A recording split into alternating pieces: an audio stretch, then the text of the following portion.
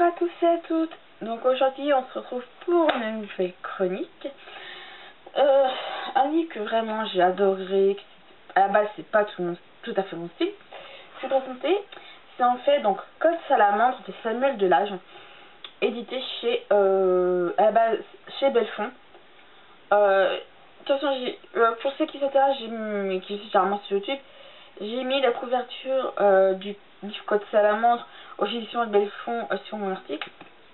Ou même au début de la vidéo, de toute façon je mets les toutes. C'est que là je les ai chez les éditions France Loisirs. Et étant donné que tout le monde n'est pas logé à la même enseigne, c'est-à-dire que tout le monde n'est pas forcément abonné à France Loisirs, donc voilà. Alors que raconte Code Salamandre? Donc c'est Yvan Sauvage, qui est commissaire-priseur dans une grande société. Qui a rien de particulier, jusqu'au jour où il rencontre un de ses anciens professeurs d'école et qui décède quelques temps après en lui léguant un secret. Celui qu'en fait que son ancien professeur était à deux doigts de réussir à déchiffrer un code permettant d'arriver à l'un des trésors qui est très bien gardé, qui date de l'époque de François Ier. Donc Yvan va tout faire pour aller le trouver, enfin de terminer le travail de son ancien professeur, accompagné de Marion, une jeune étudiante. Mais évidemment, ils vont donc poursuivre leur quête, mais ils sont traqués, ils sont suivis. Donc voilà. Est-ce qu'ils vont réussir à déchiffrer ce qu'est ce fameux code Salamandre? Je vous laisse deviner. Alors mon avis, déjà, il faut savoir une chose, ce livre, on peut le qualifier de livre Made in France. Made in France, ouais, vachement anglaise. C'est juste la personne qu'on faisait parce que, en fait, Samuel Delage, donc, que voici. Je sais pas si vous voyez, hein. Et justement un auteur français, donc c'est vraiment très bien, ça m'a même arrangé. Et puis l'action se passe en général en France, donc ça c'est bien. Pour aborder ce style de livre, cette catégorie de livres qu'à la base je ne lis pas, parce qu'à la base je suis pas du tout thriller. Alors ça m'a vraiment surpris parce que je me suis dit c'était vrai, je pense que l'effet d'aborder le domaine du thriller avec un auteur français, ça m'a un peu aidé. Et puis ça a un fond historique parce que dans le sens où on revit donc la période de François Ier, donc l'époque de la Renaissance. Donc c'était vraiment assez intéressant. Alors il faut savoir que moi qui n'ai jamais eu de thriller, par moment j'ai eu peur. J'ai eu vraiment peur parce que j'ai des scènes qui sont qui vont être dans l'air, je vous dis qu'est-ce qui va se passer, qui vont vraiment cette ambiance là. Et vraiment, ce que j'ai vraiment aussi aimé, c'est que c'est très bien écrit. Alors là, Samuel Delage m'a surprise dans sa façon d'écrire. C'est ni trop décrit, ni pas assez. C'est, comment dire, la limite de la description est bien. Il évolue bien dans le sens narration, dialogue. C'est-à-dire, il n'y en a pas trop ni pas assez de chaque côté. C'est très bien décrit, les lieux sont très bien décrits, l'action est bien décrite, les personnages eux-mêmes sont très bien décrits. Et ce qui, par exemple, qu'ils font, par exemple, quand il dit Yvan va chercher telle ou telle chose dans tel ou tel lieu, il décrit comment c'est. Et ça, c'est que j'ai vraiment beaucoup aimé. Et vraiment, ça m'a beaucoup plu. Donc aussi, qu'est-ce que j'ai à dire d'autre? Aussi sur le fait que, donc déjà suivre Yvan et Marion dans leur quête pour découvrir quel est ce fameux trésor caché par François Ier, c'était vraiment très intéressant parce qu'on est obligé de visiter des lieux tels que par exemple le château de Chambord, château très connu de l'époque de François Ier, Chambord et puis d'autres lieux. Moi qui n'ai jamais visité les châteaux de la Loire comme Chambord ou Fontainebleau, j'ai pu les voir de comment Samuel Delage a décrit les livres. enfin décrire les lieux plutôt. Puis ça j'ai beaucoup aimé. Puis je veux dire, on pouvait visualiser les choses qui vraiment par exemple sont liées à François Ier.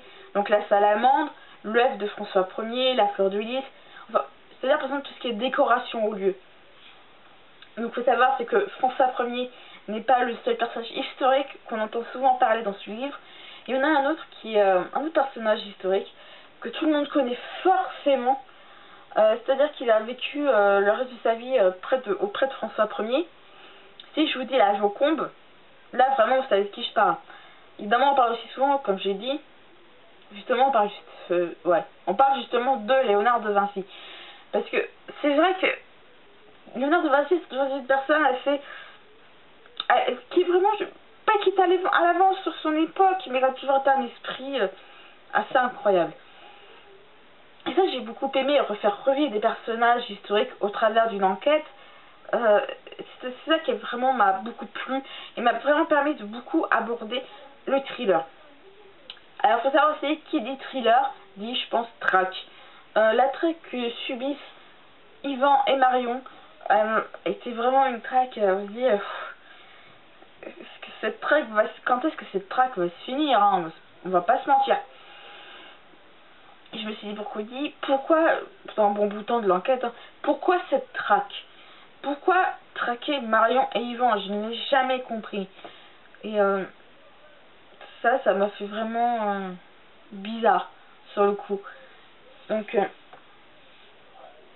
quand j'y vais à la fin, quand on apprend après le pourquoi du comment, ça surprend, hein, je vais pas vous mentir.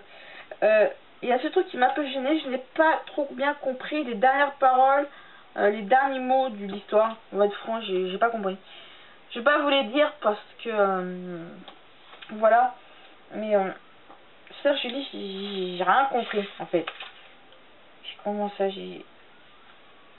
ça n'a rien à voir ça. Mais voilà, c'est en fait généralement ces textes là. Donc voilà, j'ai pas compris des paroles vis-à-vis pas de Yvan et Marion mais d'une autre personne importante à l'histoire. Et puis voilà. Il faut savoir aussi, c'est que j'adore regarder des émissions policières à la télé, vous savez, genre les experts, j'ai quoi, pas profilage, mais genre, ouais, genre les enquêtes, j'aime beaucoup. Alors, d'en découvrir un peu vraiment comment se passe l'univers policier, c'était vraiment intéressant.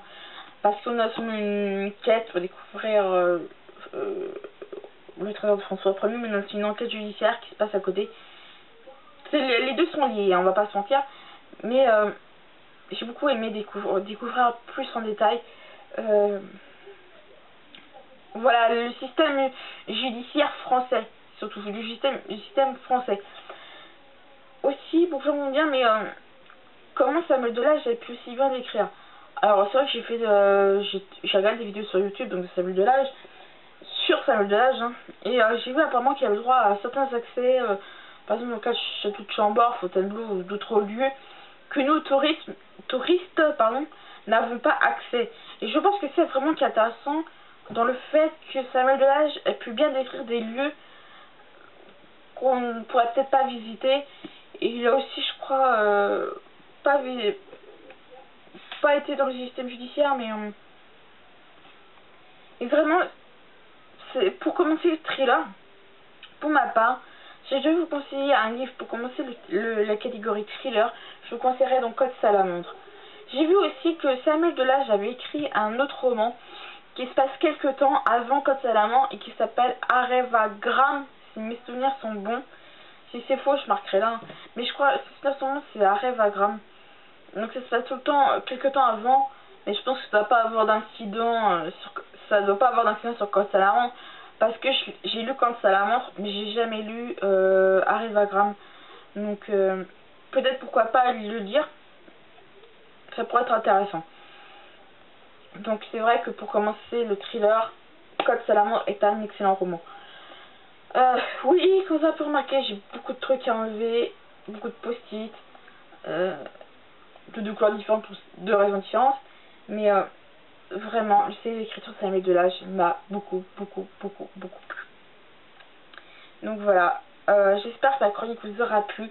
Si vous voulez d'autres infos, je vous mettrai en dessous, ou même dans l'article, le site internet de Samuel Delage, qui est noté dans le roman. Mais je vais vous le noter, comme ça si ça vous intéresse d'en savoir plus un peu sur l'auteur, ça peut être très intéressant. Donc je vous dis à bientôt pour de nouvelles chroniques.